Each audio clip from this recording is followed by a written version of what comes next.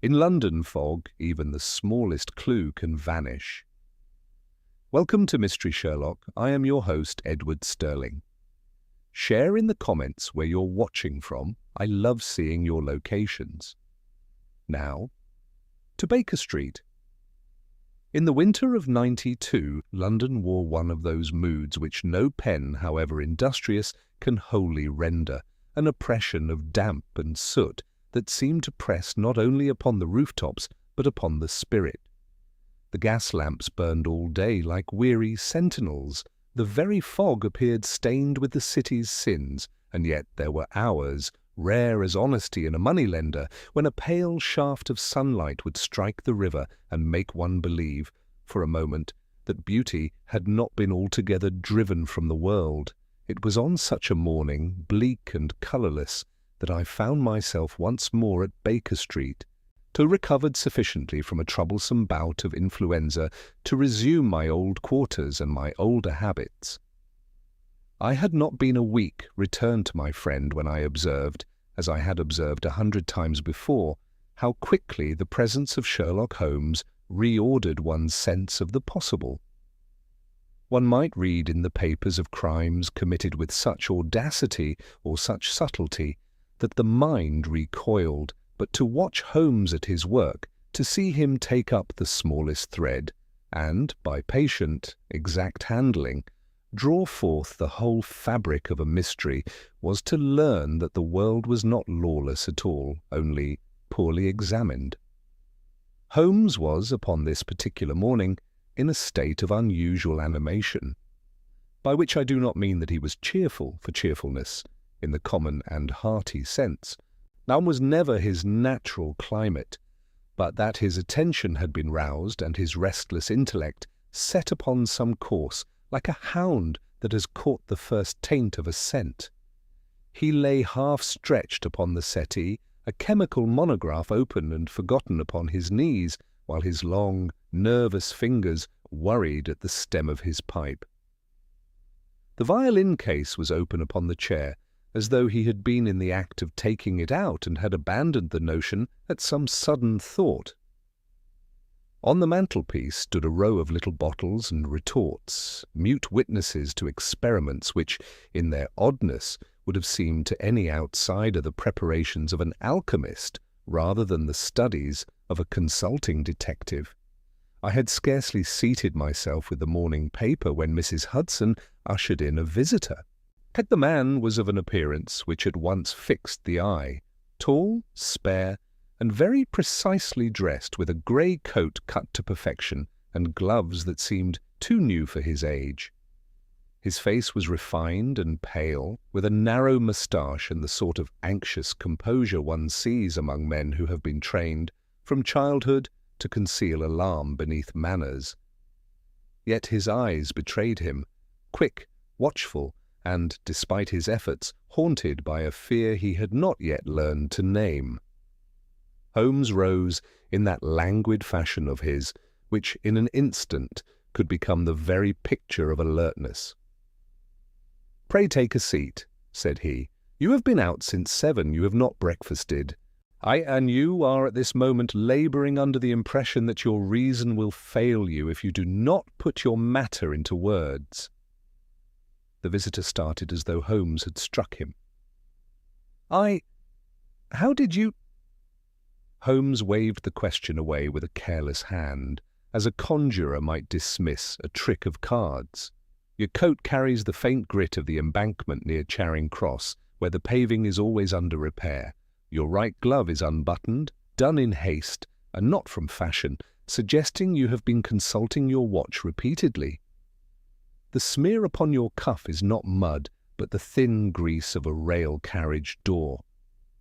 As for breakfast, your breath is of coffee only, and that taken in the street, hurriedly. Sit down, mister." He paused.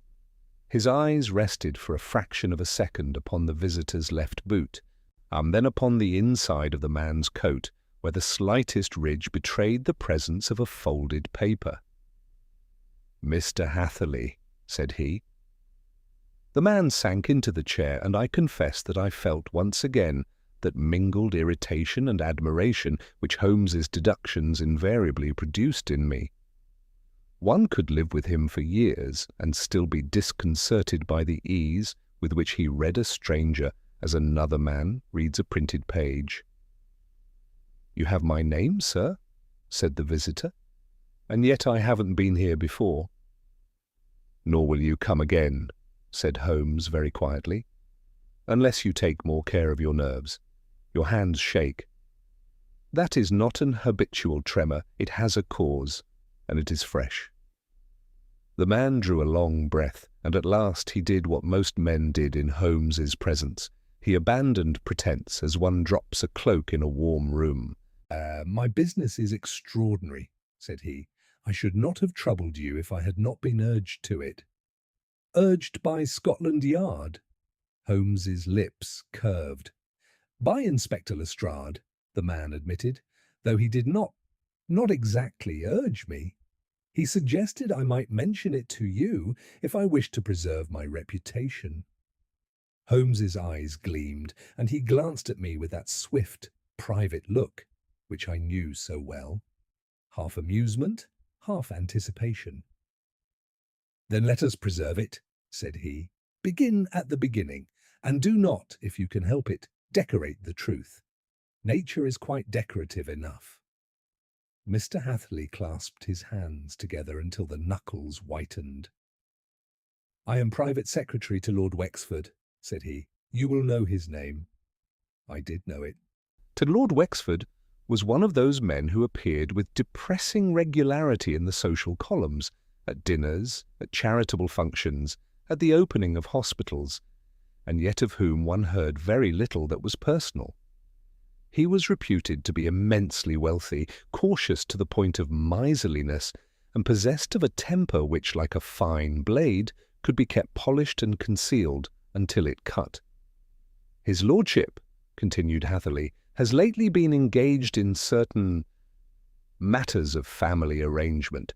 A delicate subject, Mr. Holmes, one upon which if a word were breathed in the wrong quarter there would be scandal."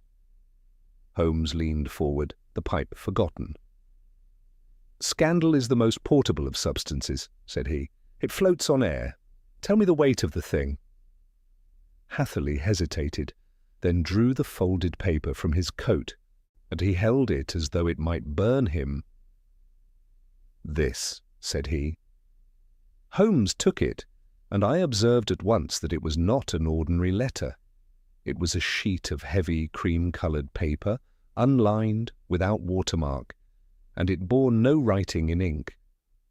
Instead, across its surface, there were faint, wavering strokes, as though someone had drawn upon it with a fingertip dipped in moisture, so that only the slightest change in the nap of the paper revealed the mark. Holmes lifted it toward the window. The grey light of London did little to clarify it. "Watson," said he. I rose and came to his side. Between us we could just make out the shape of letters, not sharply, but like words traced on steamed glass. A sentence, then another. The lines wandered in places as though the writer's hand had trembled, or as though the medium itself had been unreliable. Written in fog," I murmured before I could stop myself. Holmes's head turned, and his eyes rested upon me with a certain approval, which, from him, was praise indeed. "In vapour," said he, "or rather by means of condensation, the pressure of a finger, perhaps a blunt implement, upon a surface chilled, and then allowed to warm. One may write messages upon a mirror in such a fashion, but paper is unusual." "Then you can read it?" cried Hatherley. "I can read something," said Holmes, "but I can read more if I understand the circumstances. Where was this found?" "In his lordship's library," Hatherley replied. "Upon the blotter, this morning." "And who found it?" "I did." "And who has been in the library since?" "No one, Mr. Holmes. I locked the door and came here at once." Holmes's eyebrows lifted. "You locked the door?" "Aye, and yet you have brought the paper in your pocket." "I did not know what else to do." Holmes sighed in the manner of a man whose faith in humanity is continually tested. Very well. We shall make do with what we have. Continue. Why does this threaten your reputation? Surely Lord Wexford's reputation is the more precious commodity. Hatherley swallowed. It is because, said he, the message refers to me. Holmes's gaze sharpened. Refers to you by name? Yes. Then read it. I cannot, said Hatherley miserably. It fades. It is already fading. When I first saw it, the words were clearer. Now they are as you see. Holmes held the sheet closer to the fire, and I saw him inhale slightly, as a man might smell wine. His eyes moved over the paper, not in the fashion of reading, but in the manner of a musician studying a score. There are two ways to keep a message visible, said he. One is to fix it, the other is to repeat it. You, Mr. Hatherley, must repeat it. What did it say precisely? As you first saw it? Hatherley closed his eyes for a moment, as if calling back a nightmare. It said, he began, then faltered. It said, Hatherley knows, keep him quiet. And beneath that, tonight, the fog will write again. A silence fell in our sitting room, thick as the London air outside. I heard far below the rattle of a passing hansom and the cry of a hawker, muffled by the mist. Holmes did not move. When he spoke, his voice had taken on that tone which always warned me that the game was afoot. Tonight, said he. At what hour did you see this? A little after 8. And the paper, was it cold? Damp? Yes, Hatherley said quickly. Yes, it was. That is what drew my attention. The surface of the blotter was dry, but the paper itself felt clammy. Holmes nodded, as though a small piece had clicked into place. Lord Wexford, where is he now? In his room. He has not yet been told. I feared, if I told him at once, that he might do something rash. He's not a man who responds well to threats. Few men do, Holmes murmured. But many respond badly in different fashions. Who else resides in the house? Lady Wexford, his sister Miss Adelaide Wexford, and his nephew Mr. Julian Wexford. There are, of course, the servants. Holmes held up a hand. We shall come to them. First, what is it that Mr. Hatherley knows? Hatherley looked at him as if at an executioner. That, he said, is exactly what I do not know. Holmes's eyes glittered with quiet amusement. Then we begin, said he. I greet with a message that accuses you of knowledge you do not possess, threatens you into silence you have not yet earned, and promises a second manifestation by way of fog, tonight. He stood abruptly, and I knew from that single movement that he had decided. Watson, said he, your boots.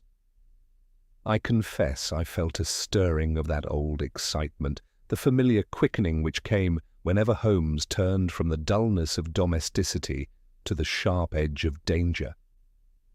Holmes, I protested, if the matter is connected to Lord Wexford, surely Lestrade. Lestrade, said Holmes, already reaching for his coat, will arrive when the obvious has happened, and will then congratulate himself upon noticing it. We, on the other hand, may prevent the obvious, and in doing so catch that which is not. He turned to our visitor. Mr. Hatherley, you will return at once to Wexford House. You will say nothing to anyone. You will not under any circumstances display agitation. Your nervous system is your worst enemy at present. If anyone asks, you have been to consult a physician for your influenza. But, Holmes's voice cut like a whip, you will do as I say, or you will be the first clue on the floor. Hatherley went pale and stood. Yes, Mr. Holmes. And one more thing, said Holmes, his gaze dropping once more to the man's boots. When you left the house, you stepped in fresh paint. There have been workmen near the side entrance. Yes. And someone, Mr. Hatherley, has been working near the side entrance, who is not employed by Lord Wexford. Remember that. We shall speak of it again." The man stared, his mouth slightly open, then bowed stiffly and hurried out. Holmes turned to me, and for an instant the mask of cool detachment slipped, revealing something almost boyish, an eagerness for the chase. "Now," said he, "let us see what London has written for us in her fog." He paused at the window and looked down upon the street where the mist rolled in slow, sullen waves around the lampposts and the passing figures. "A message that fades," he added softly, "is a very dangerous thing, Watson. It suggests a writer who expects to vanish with it." And with that ominous remark, we descended together into Baker Street and into a case which, though it began with a few damp letters upon a sheet of paper, would end by exposing a deception so delicately contrived that even Holmes, who trusted nothing but logic, was for a time forced to doubt the evidence of his own senses. Holmes hailed a hansom with that curt authority of his, which made even the most impertinent cabman attentive, and within a few minutes we were bowling through the grey streets toward Mayfair. The city, muffled in fog, seemed to have grown intimate and conspiratorial.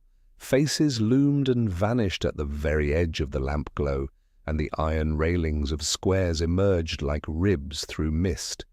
Once, as we passed a narrow court, I caught sight of a ragged fellow pressing his cheek to a pane of glass, blowing upon it and drawing idle patterns with his finger.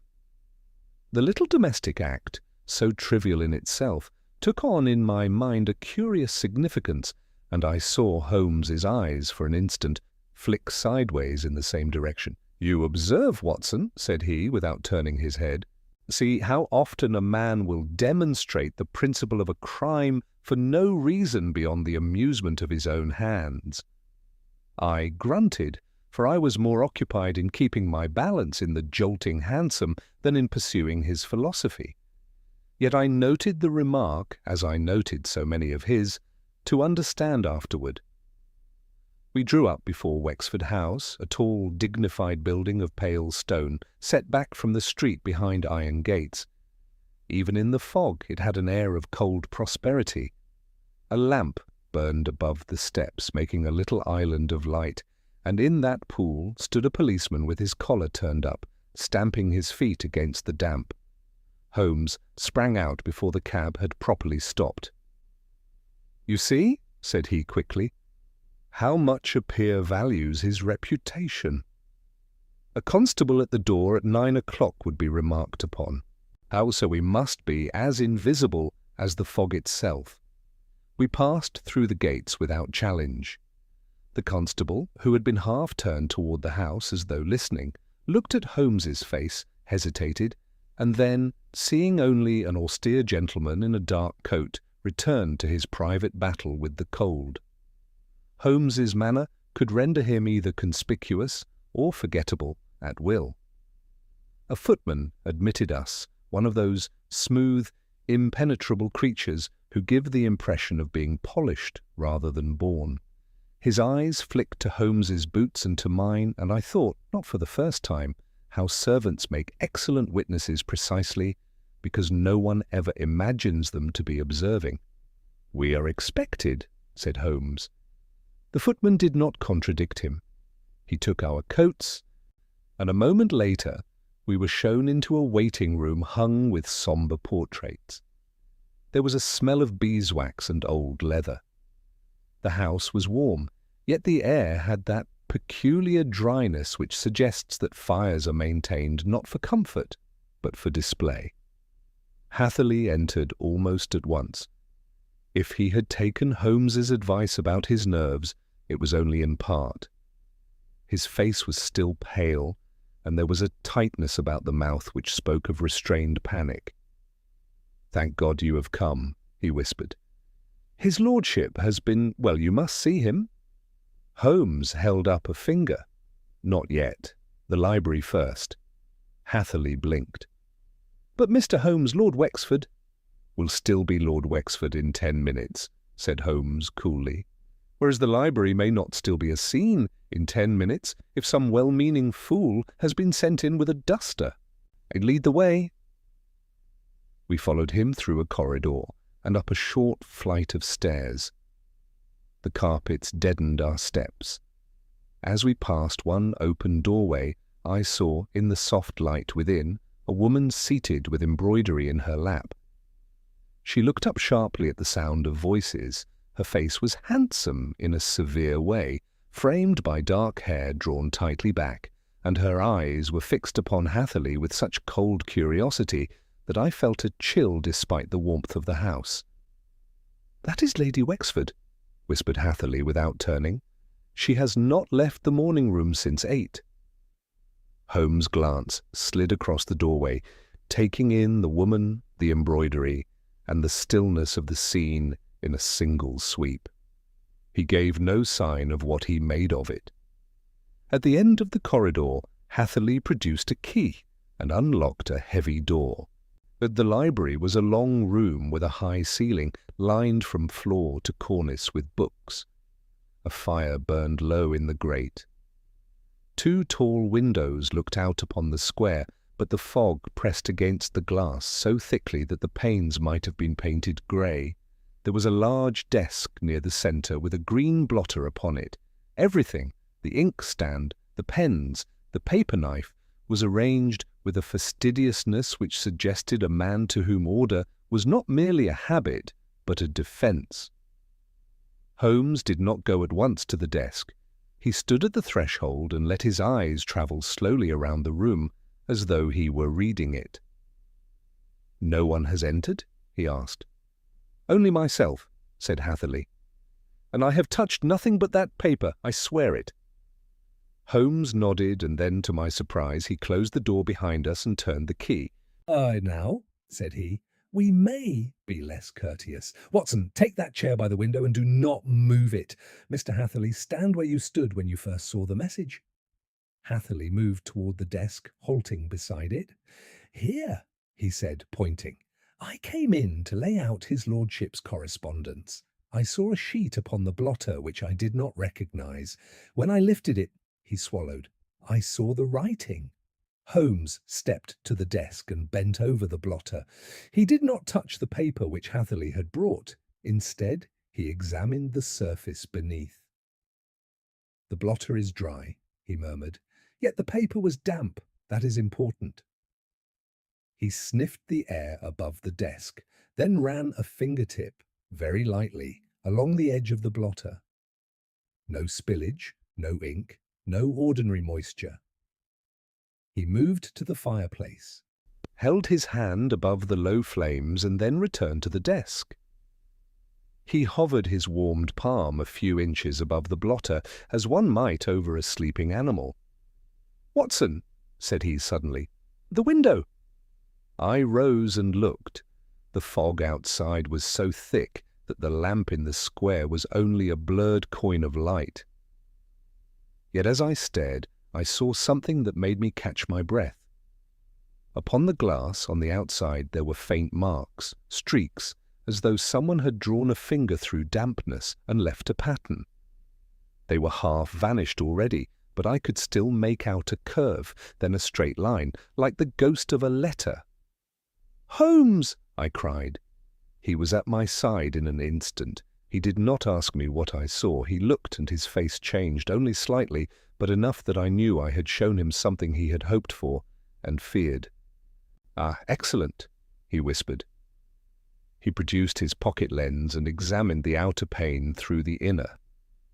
Then he drew from his case a small cake of black sealing wax, warmed it quickly over the fire, and pressed it gently to the inside of the glass. "What are you doing?" I asked. "Taking an impression," said he. "If the fog has written here, Watson, then it has used a hand, and a hand leaves more behind than a message." He lifted the wax and inspected it. I saw him smile, very thinly. "Finger ridges," he said. "Not clear enough for identification, yet, but clear enough to tell me something else." He turned to Hatherley. "How high is this window from the ground outside?" "Second floor," Hatherley stammered. "There is only the iron railing and the shrubs below. No one could reach it." Holmes's eyes remained on the window. "Ah," said he softly. "Oh, but someone has reached it." He stepped back and surveyed the room again, and this time his gaze fixed upon a small brass vent near the skirting board, half hidden by a heavy curtain. "There," he said, pointing. Hatherley followed his gesture, bewildered. "That vent? What does it serve?" "It is for the hot air system," said Hatherley. "The house has, his lordship installed it last year. There are ducts." Holmes knelt at once, his long fingers already at work on the screws. In a few moments he had loosened the grill and drew it away. A faint breath of warm air stirred the dust behind it. He leaned close, sniffed once, and then straightened with an abruptness that startled me. "Coal smoke," said he. "But not this house is coal, and more interesting, there is a faint tang of—" He paused, searching for the exact word. "Oh, of the river." I stared at him. The notion that a river could intrude into a Mayfair library seemed absurd, and yet Holmes spoke with that calm certainty which made absurdities arrange themselves into possibilities. He looked at Hatherley, and for the first time there was something almost kind in his expression. "Mr. Hatherley," said he, "you are in danger." The message was not a fancy. It was a test. Someone wished to see how you would react, whether you would speak, whether you would run, whether you would keep silent. Hatherley's throat worked. "And if I have failed?" Holmes glanced toward the fog-pressed windows. "Then tonight," said he, "the fog will not merely right." And as he spoke those words, from somewhere within the great silent house, there came a sound, dull, heavy, and unmistakable, the thud of something falling. Followed by a woman's sudden strangled cry. Holmes was already at the door before the cry had fully died.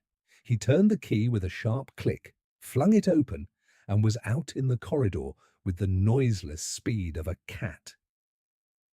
Hatherley stumbled after him, and I followed, my medical instincts stirred by that short, terrible note which speaks of pain and fear in equal measure.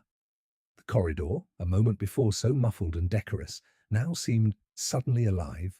A door farther down stood open, and from it poured lamplight and the excited voices of servants.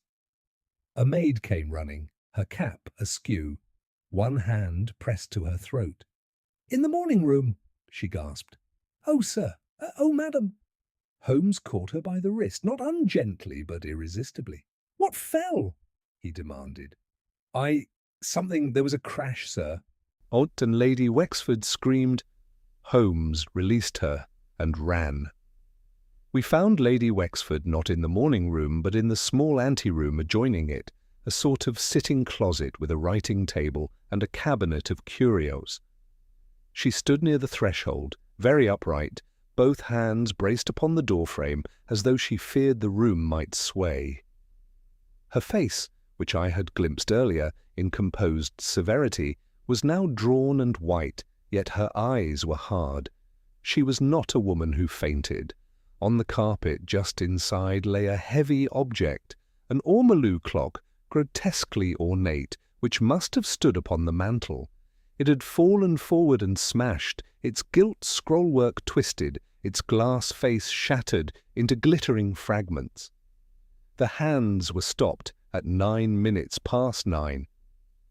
Beside it, half crouched, as if to rise and unable, it was a young woman in a pale mourning gown. One arm was flung across her chest, the other hand clutched at the edge of a chair. Her lips moved soundlessly, and her breathing came in little gasps. A thin line of blood marked her temple, where I saw at once a shard of glass had cut her. "Miss Adelaide," Lady Wexford said, and for the first time her voice wavered. She was standing there when it came down." I was at the girl's side at once. I have seen much of suffering, but there is something peculiarly distressing in the injury of the young and delicate. I touched her wrist. Her pulse is rapid, I said. Shock. Perhaps concussion. Miss, can you hear me? Her eyes flickered towards me, unfocused. She swallowed. Julian, she whispered. Holmes, who had not yet approached, had been examining the mantel above the fallen clock, and he leaned close, his face very still. His fingers moved over the bare spot where the clock had stood, then over the fireplace surround. It did not merely fall, he said quietly. Lady Wexford's chin lifted. What do you mean, sir? Holmes pointed to two small punctures in the polished wood just behind where the clock had been. Two marks made by a tool, he said. An awl, perhaps, something sharp. The clock was secured and then loosened. Someone meant it to fall, at a moment chosen. Hatherley, who hovered behind us, made a choking sound. No, he whispered. No, this cannot be in the house. Holmes's eyes cut to him. Do not say what cannot be, he snapped. Say what is. I had by then dabbed the blood from Miss Adelaide's temple with my handkerchief. The cut was shallow, but her pallor concerned me. I glanced toward the shattered clock. It might have killed her, I said. Holmes nodded once, without looking away from the mantel. That was the intention, he replied. Lady Wexford drew herself up with an effort that was almost admirable. Who would dare? She demanded. Who would? Under my roof? Holmes's gaze travelled to the open window in the morning room beyond. The curtains stirred faintly, though there was no breeze. The fog outside pressed close, as if it listened. Madam, said Holmes, how long has that window been open? Lady Wexford's eyes darted. It has not been opened, she said sharply. It is winter. We do not open windows. Holmes crossed the room and laid his hand upon the sill. Then he held his fingers up to the light. A fine dampness glistened there. It has been opened, he said. Recently? Lady Wexford's lips tightened. She might have argued further, but at that moment a new figure appeared in the doorway. A man of perhaps 25, handsome in a dissipated way, with a faint flush on his cheek and hair too carefully arranged. His eyes went at once to Miss Adelaide, and his face changed. Addie, he cried, and pushed past us to kneel by her. What have they done to you? Mr. Julian Wexford, murmured Hatherley, as if by way of explanation. Holmes watched the young man with an expression I could not read. Julian looked up, his gaze sweeping us in anger and fear. Who are you? He demanded. A friend, said Holmes smoothly. And you, Mr. Julian, have the advantage of being a suspect even before you open your mouth. The young man sprang to his feet. How dare you? Holmes's voice remained cool. Sure I dare, because you came in without being summoned, because your boots are damp with more than the ordinary fog, and because the smell of spirits on your breath suggests that you have not been in the morning room all morning as your mother has, but somewhere else, somewhere less respectable. Julian's face reddened. You infer a great deal, sir, from my boots. I infer more from your mother's eyes, said Holmes, and I saw Lady Wexford stiffen. She did not look surprised to see you. She looked annoyed, which suggests she expected you, perhaps not at this moment, but soon. Lady Wexford's voice cut in like a knife. Mr. Holmes, she said, if you are here to insult my family, you may leave. Holmes inclined his head with exaggerated politeness. I am here to prevent another attempt, said he, and to discover who has already made one. Or that will require, madam, that you tell me the truth. A footman entered behind Julian, pale and flustered. My lady, Inspector Lestrade is below, he said. He insists. Holmes's eyes flashed with that familiar mix of amusement and irritation. "Of course he is," he murmured. "Send him up," said Holmes at once, before Lady Wexford could protest. "And a doctor. No, I am the doctor," he corrected, with a glance at me. "Watson will see to Miss Adelaide. Fetch smelling salts and warm brandy." The servant hurried away. I helped Miss Adelaide to the chair, supporting her head, and spoke softly to her to keep her conscious. Her eyes fluttered.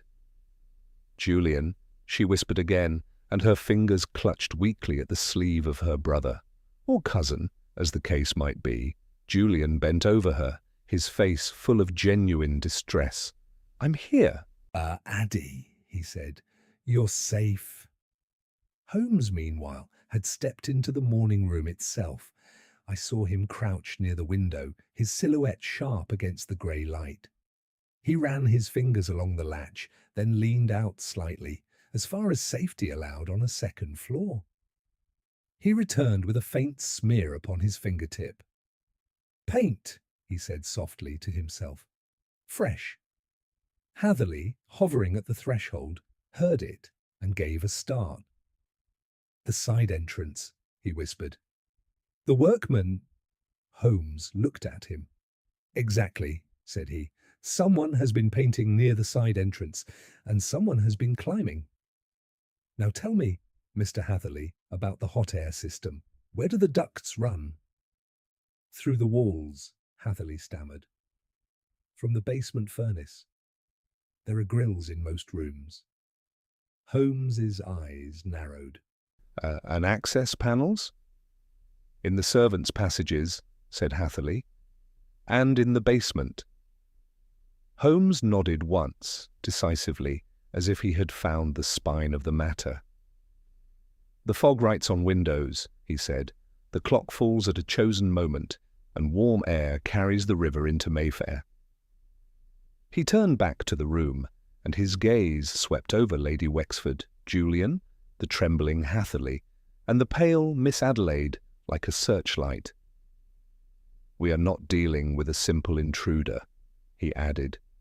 "We are dealing with someone who moves through this house as if it were a lung, breathing in, breathing out, unseen." At that moment there came the sound of heavy footsteps on the stairs, and a familiar voice, sharp with self-importance, rang out in the corridor. "Holmes, Holmes, I might have known you'd be here." Inspector Lestrade pushed into the room, his round, keen face flushed from climbing and excitement. He took in the broken clock, the frightened servants, Miss Adelaide's pallor, and Lady Wexford's rigid composure in one glance, and his expression hardened into the look of a man determined to be useful. "Well," said he briskly, "it's begun, has it?" Holmes's eyes never left the open window. "Oh, it began long before you arrived, Lestrade," said he. "The only question is whether you intend to arrive before it ends." Lestrade's entrance brought with it that curious change which so often attends the arrival of official authority. Servants stood a little straighter, whispers grew bolder, and Lady Wexford's frozen composure hardened into the particular dignity one assumes when one intends to be wronged with propriety.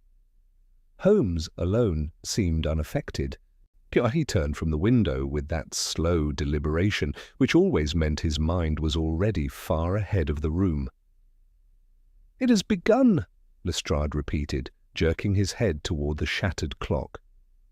"Attempt on a young lady, if that isn't what it looks like. And I've a constable at the gate who tells me a gentleman came running out earlier. Your man Hatherley, white as a sheet." Hatherley winced, as though the words were blows. "He came for me," said Holmes. Lestrade sniffed. "So he says. Well, now we're all here, we may as well proceed sensibly. Who touched the clock? Who moved it? Who opened that window?"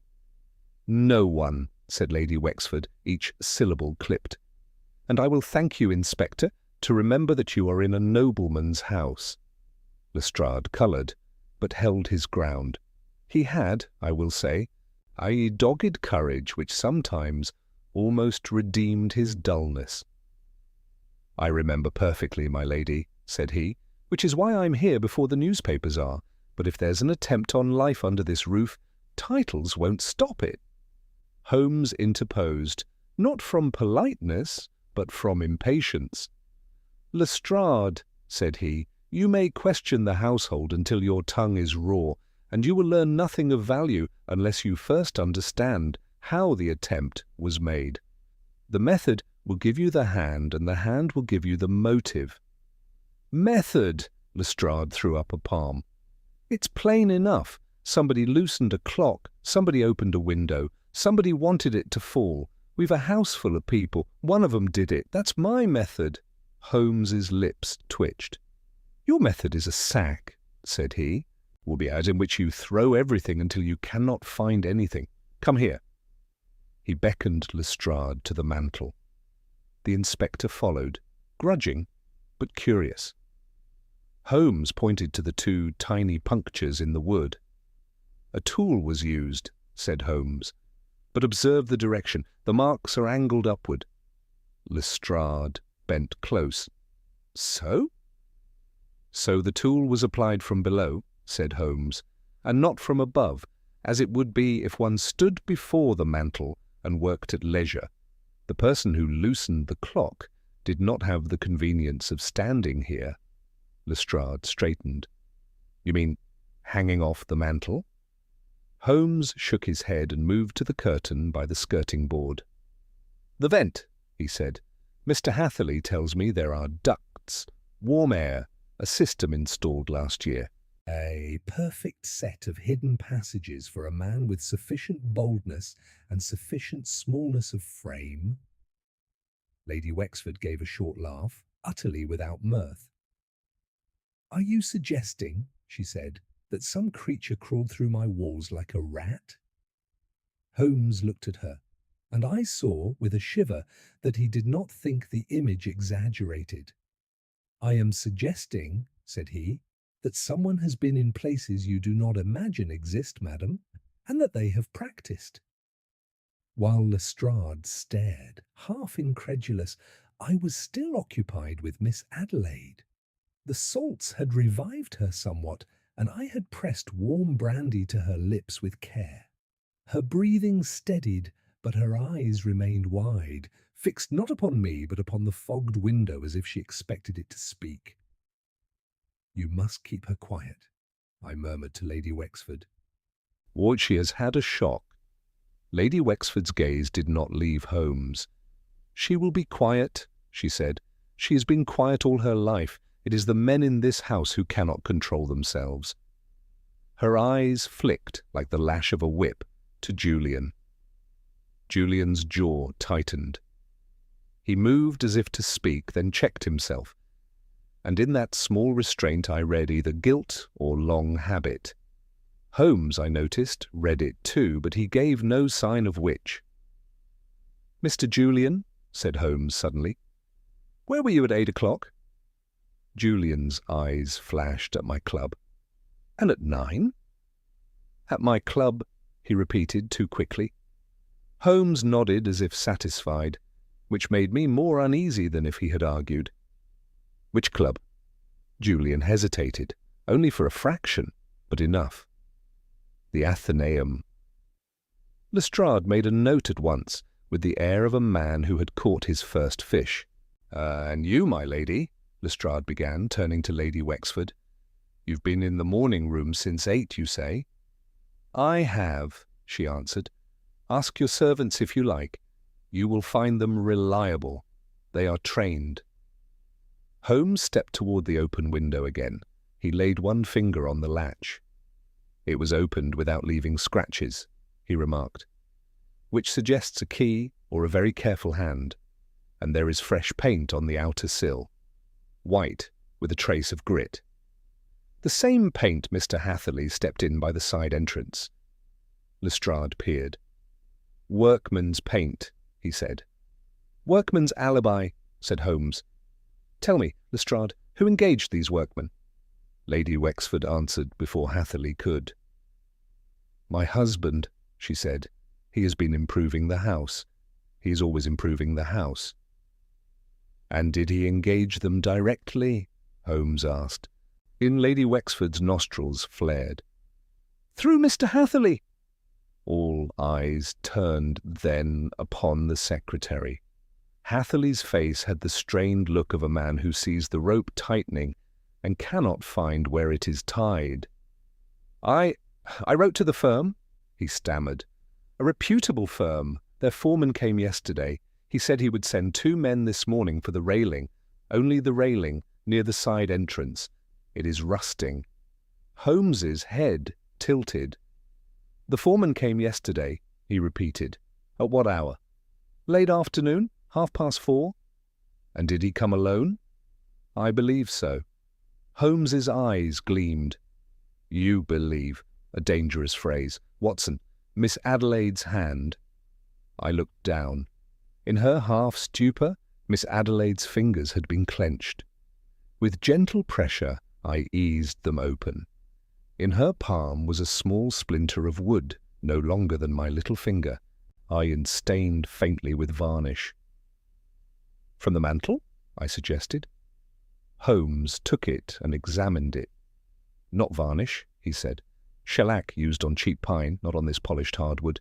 And look, paint flecks, white." He slipped it into his pocket with a swift certainty.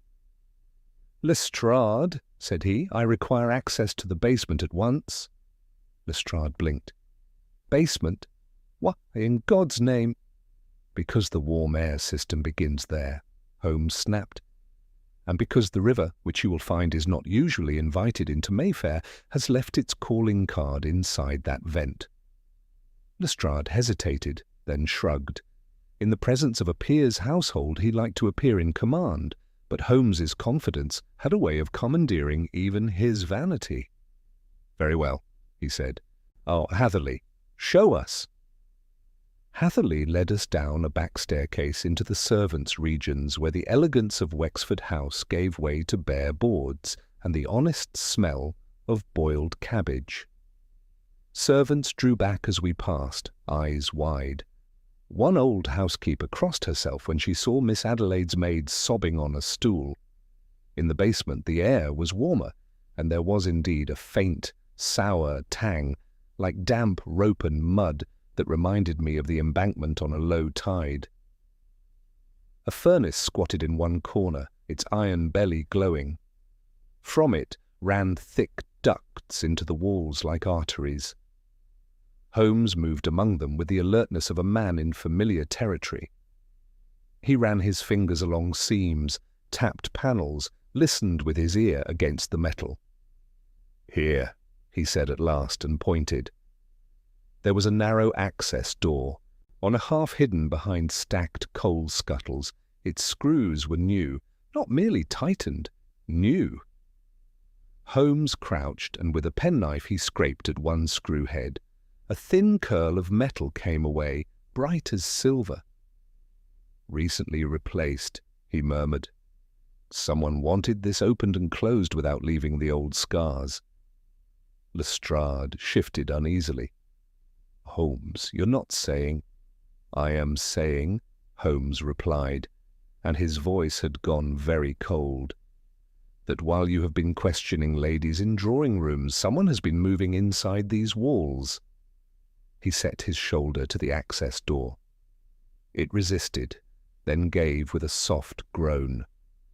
A rush of warmer air breathed out, carrying with it that unmistakable river stench. Holmes took a candle from the wall bracket and held it up. The light fell into a narrow shaft lined with brick and metal ribs. And there, I pressed into the dust at the lip of the opening, fresh, sharp, and smaller than any man's boot, were the prints of bare feet. Lestrade swore under his breath. Holmes stared a moment longer, his expression unreadable, and then he did something that made my scalp tighten. He smiled. "Tonight," he said softly, as if to himself. "The fog will right again, yes. And now we know the pen." Lestrade straightened with an effort. as though the low ceiling of the basement had pressed not merely upon his body but upon his understanding. "Bare feet," he muttered, "in a peer's house. This is madness." "It is economy," said Holmes. "Boots leave marks, and marks invite questions. Bare feet are silent, adaptable, and, when washed, anonymous." He leaned closer to the opening and examined the dust again. "Small feet, lightweight, and yet the gait is steady." This is no child, but someone trained to move so." Hatherley, who stood wringing his hands by the furnace, looked as if he might collapse. "Someone living in the walls?" he whispered. "Dear God!" "Not living," Holmes corrected. "Passing. Temporarily. With purpose." Lestrade cleared his throat. "Well, we've got something solid at last," said he, striving for cheer. "We'll post men at the basement, guards on the doors, watch the windows." Holmes turned on him sharply. "And announce ourselves to the very person who has thus far succeeded by remaining invisible?" he snapped. "No, Lestrade, if you flood the house with uniforms, the rat retreats to its hole, or bites." Lestrade bristled. "Then what do you propose?" Holmes replaced the access door carefully, aligning the screws so precisely that it would have fooled any casual eye. "Oh, I propose," said he, "that we do exactly what our adversary expects. Nothing." He straightened and brushed the dust from his hands. "Tonight was to be the second message," he went on. "The fog writes again. The clock was merely punctuation, a comma, not a full stop. The real sentence has not yet been completed." "And you'd have us wait for it?" Lestrade demanded. "I would have us read it," said Holmes calmly, "which requires that it be written." Lestrade stared, incredulous. "You're asking me to allow another attempt?" "I am asking you," Holmes replied, "to prevent it by understanding it. We are not dealing with a brute who strikes wildly. We are dealing with a mind that plans, rehearses, and corrects. Remove the stage too soon, and you will never see the play." I confess that I felt a chill at his words. Holmes had always possessed a certain remoteness from the emotions of ordinary men, but there was something particularly cold in his willingness to let events proceed to the edge of disaster in order to observe them. "And Miss Adelaide?" I asked quietly. Holmes's gaze softened, only slightly. "She was not the target," he said. "She was collateral. The clock was meant to fall where she stood, but only because she stood where someone else usually does." "Who?" I asked. Holmes looked toward the ceiling, toward the rooms above us. "Lord Wexford," he said. Lestrade sucked in his breath. "You mean to tell me this whole business is an attempt on his life?" "Yes," said Holmes, "but not yet, not directly. He is being herded." We returned upstairs. Miss Adelaide had been moved to her bed, and a physician summoned at my insistence.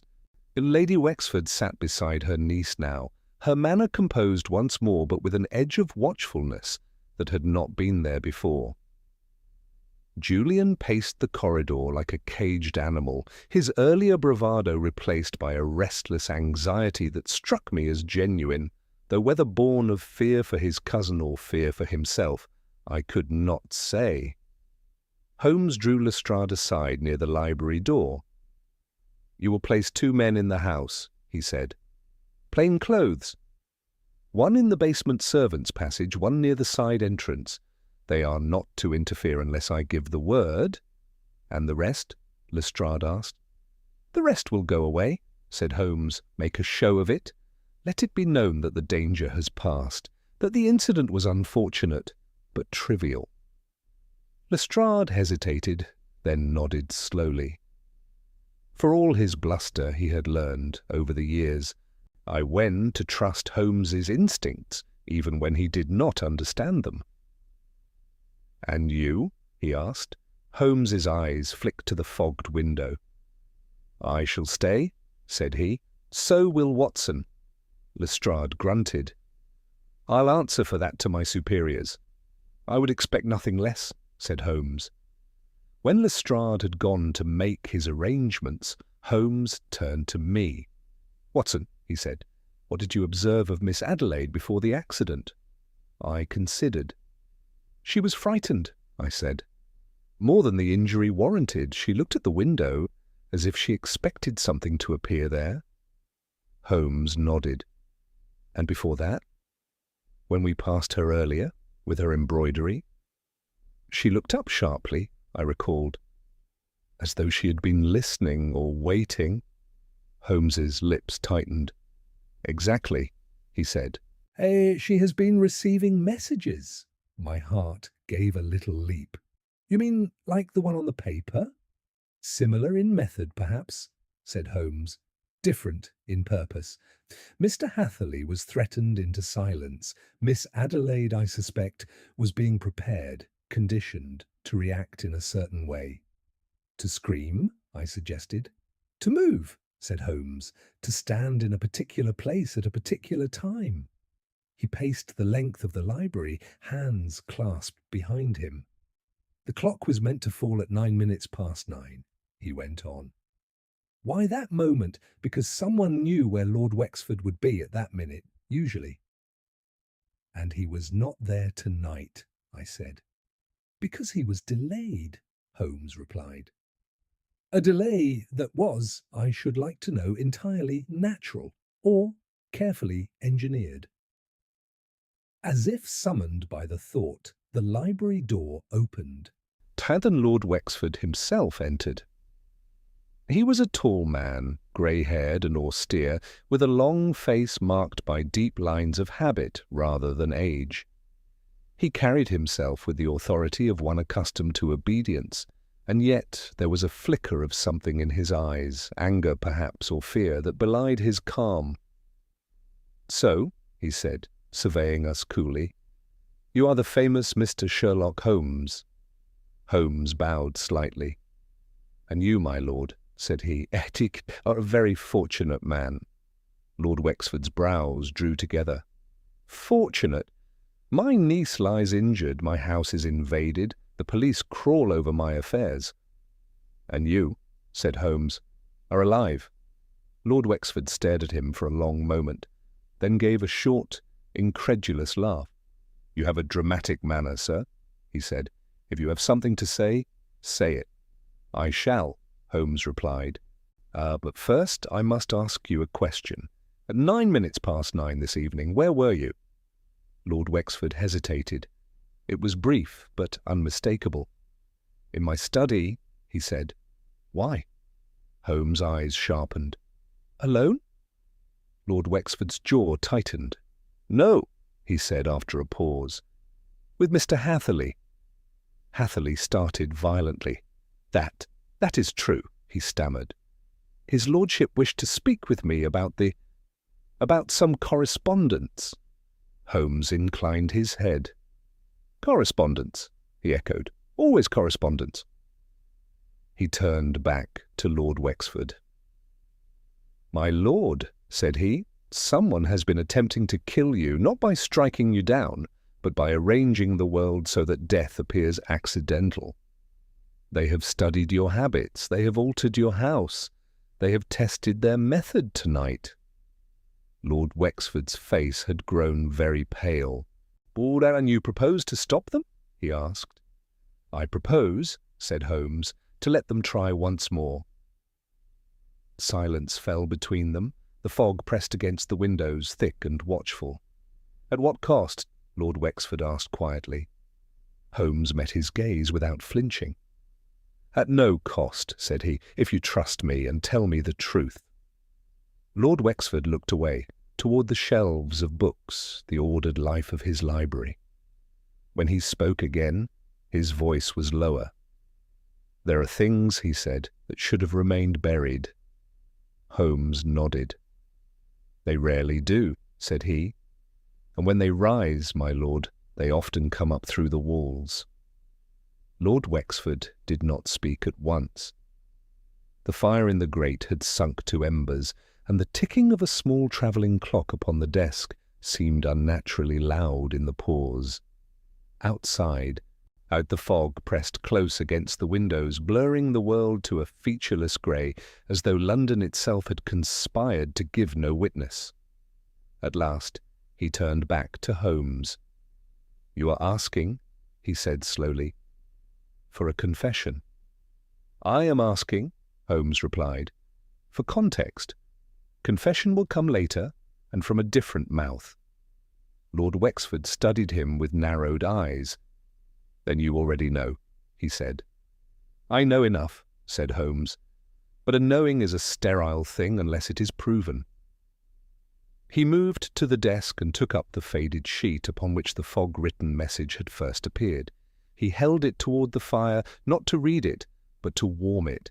As the heat rose, faint traces re-emerged, ghostly strokes that shimmered and then vanished again.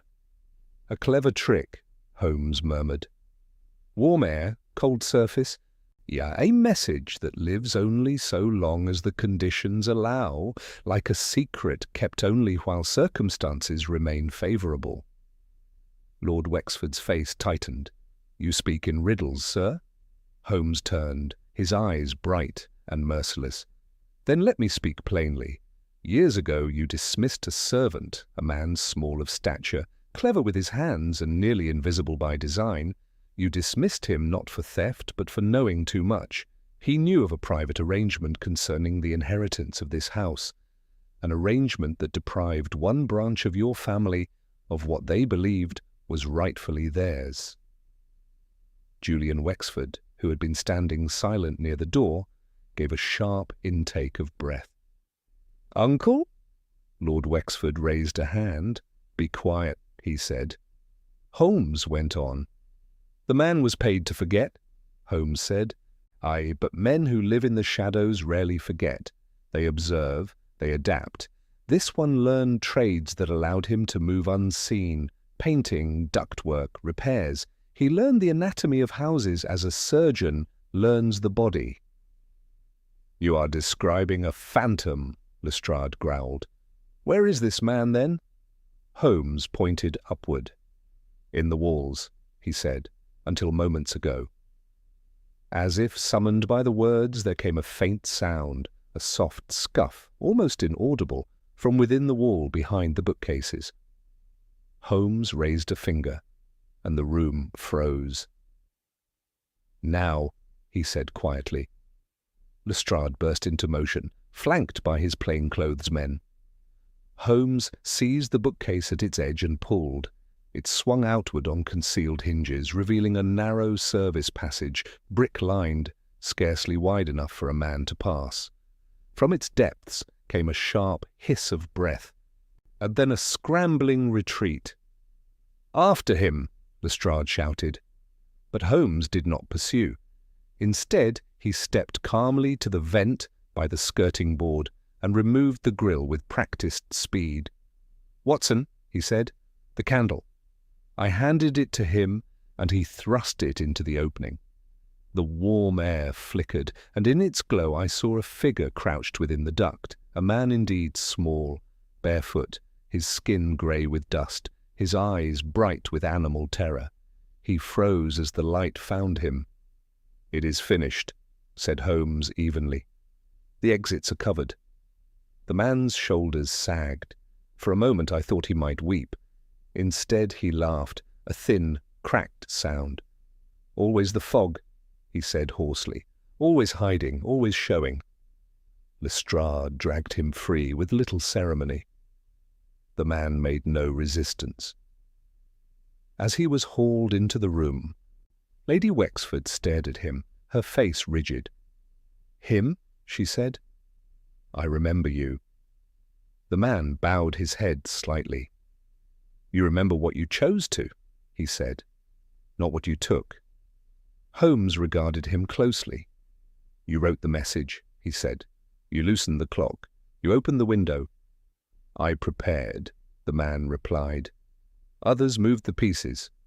Holmes's gaze flicked briefly to Julian. "But you did not know," the man went on, "that the girl would stand there instead." Miss Adelaide stirred at the sound of his voice, and Lady Wexford moved instinctively between them. "That was not my intent," the man said. "The fog blurred more than glass that night." Holmes nodded once. "And Mr. Hatherley?" he asked. The man smiled thinly.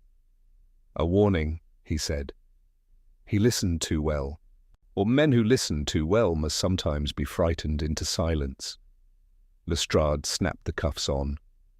"That's enough," he said. "You'll say the rest at the Yard." As they led the man away, Lord Wexford sank heavily into a chair. "It was my doing," he said quietly. "All of it. I thought, if I buried it deep enough, it would stay buried." Holmes stood before him. "The past," he said, "is an architect. It builds exits you do not know exist." There was silence again, but it was of a different quality now, the silence that follows explanation. Later, when the house had settled and the fog begun at last to thin, Holmes and I stood once more at the window. Dawn was stealing faintly into the sky, turning the grey to pearl. "So," I said, "the fog wrote its last message." Holmes smiled faintly. "No," said he. "Only its clearest. Yet when men rely upon obscurity, Watson, they forget that mist cuts both ways. It hides the criminal, but it also reveals the method."